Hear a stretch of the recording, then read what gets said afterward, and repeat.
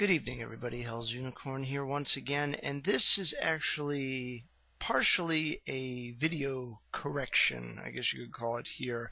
The video that I put up last night had to do specifically with the Supreme Court decision regarding the people versus the Phelps family in the Westboro Baptist Church. And during that particular video, I did a sort of aside about my own views regarding the nature of free speech and how it pertains to state and local governments and municipalities as opposed to federal governments. And Eagle Eye 1975 actually pointed out to me that I had actually been a little bit ambiguous with my language. He had actually asserted that I had made an incorrect assertion regarding the relationship between state constitutions and the federal constitution, more specifically that the states are in agreement with the tenets of the first 10 amendments of the Constitution, and thus also the rest of it as they followed. And that is actually the true and current state of our government as it is today. And what I actually neglected to do was I neglected to fully clarify that when I was speaking of the right of state and local governments to place further restrictions on free speech for the purposes of defending the liberties of other people, I was speaking more to my own opinion on what changes should be made to the government in order to address some of the problems that we currently have right now. I think that Eagle Eye and myself come from different views when it comes to how to solve the particular problems that we have right now. Particularly, we have a runaway federal government that basically is doing whatever the hell it wants, and it's not asking anybody for permission other than themselves, basically. That's the way things are going. Now, I think that we both agree that the problem is ultimately rooted in a deterioration of the overall understanding of constitutional government amongst the people living in this country. I think he sees it more as a deterioration of simply academic educational understanding, or at least I don't want to misrepresent his actual viewpoints, but that I would seem to guess that that's where he's coming from, because generally most tend to view this in terms of a matter of empirical study and of gathering, together a number of facts in order to create a particular worldview that is subordinate under a basic objective understanding of the natural world, as it were. I don't think that Eagle Eye even gets into any of the supernatural concepts that I get into a little bit on some of my videos, but there is a fundamental difference of opinion that I have with most libertarians, particularly atheist or agnostic libertarians, when it comes to human nature. And this has to do specifically with the nature of mankind's tendency towards corruption and towards unlawfulness. And as a result, I tend to have a less optimistic view regarding the nature of human actions within the context of non-existence of government, or a really cut back, almost non-existent form of government.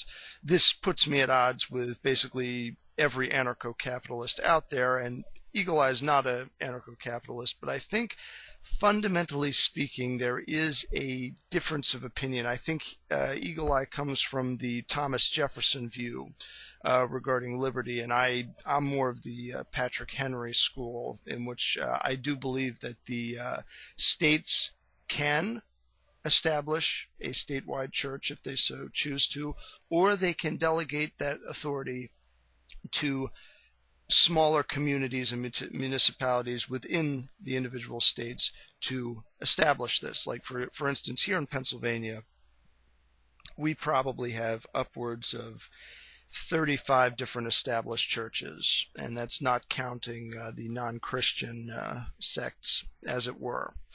We have a good number of different forms of Protestantism. We have disagreeing churches within denominations. You have Orthodox Presbyterians, you have Presbyterian Church of the United States of America, you have the PCA, you got 3 different Presbyterian churches, you have a large contingent of Roman Catholics, Irish and Polish immigrants, and you have a small number of dissenting Old Catholics like myself. Most dissenting Old Catholics are either they tend to be made up primarily of disenfranchised Polish Americans. I'm probably one of the few token Irish and or Celtic / Anglo-Saxon types that's actually found my way outside of the Roman Catholic Church, but I'm still basically within the broader realm of Catholicism.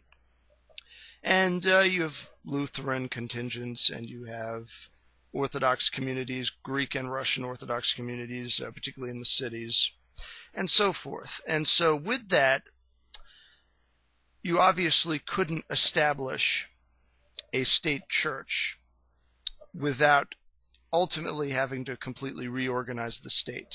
And in truth, with regards to the state of Pennsylvania, if we did come to the particular model, which I would actually support in terms of getting the various cultures into a more cohesive format so that we could lessen the amount of friction between differing cultural viewpoints, you'd probably have to break Pennsylvania up into about, I'd say, you could probably break it up by county, and there's, I think, about there's a little over 20 counties. I forget how many congressional districts. And then it would be simply a matter of redrawing those congressional districts in order to properly account for the movement of people. And then, of course, you have some people that don't even want to be involved in government at all, like the Mennonites and the Amish, who still have a pretty good presence in the state, although the state government has been trying to run them out of here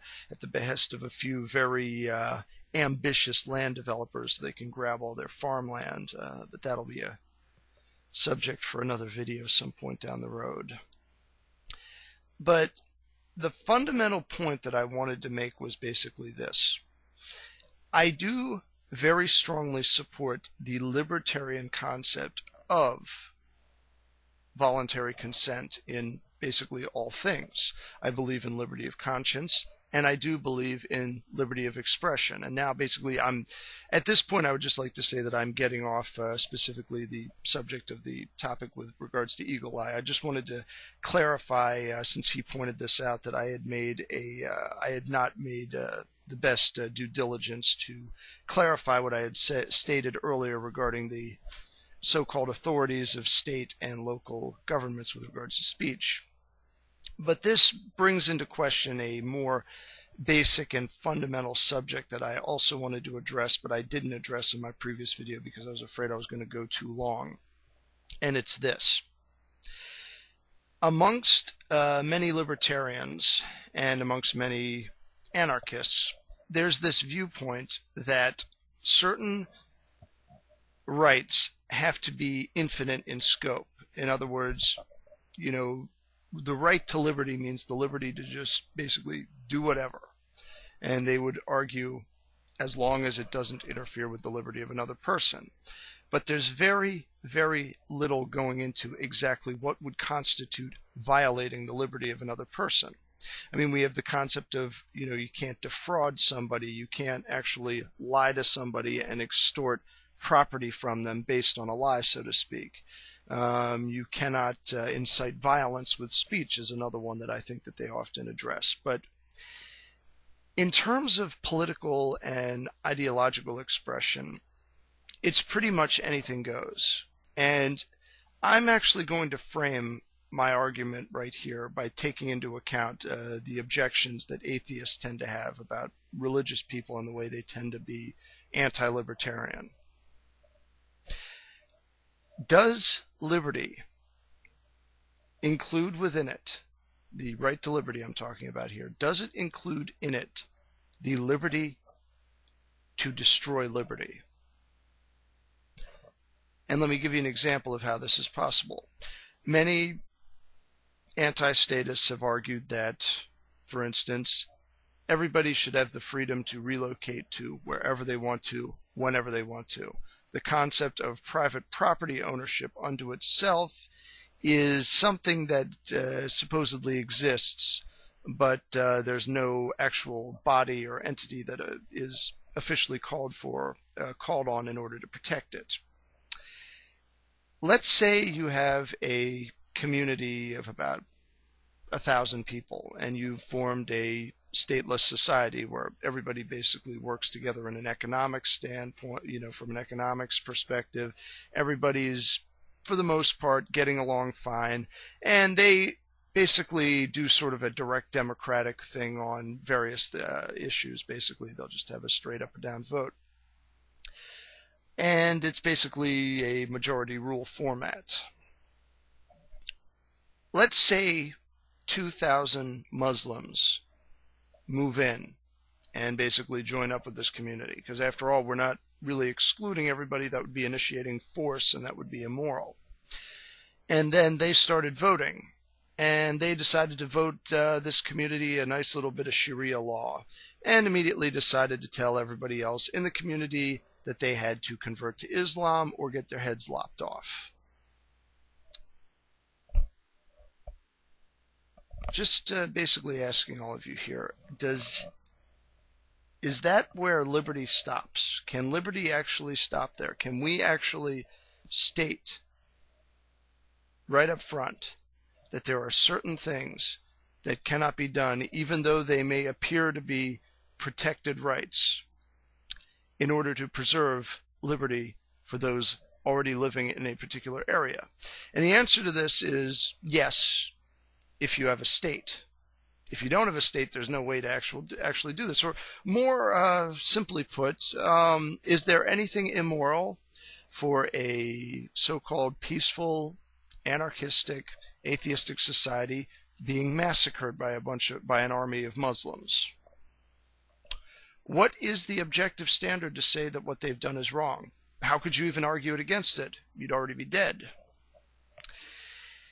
The truth is that regardless to how much you actually want to create a society that's fully voluntary on everything and everybody has the freedom to do and believe whatever they want, that comes with it a implicit set of limitations on what you can or can't do.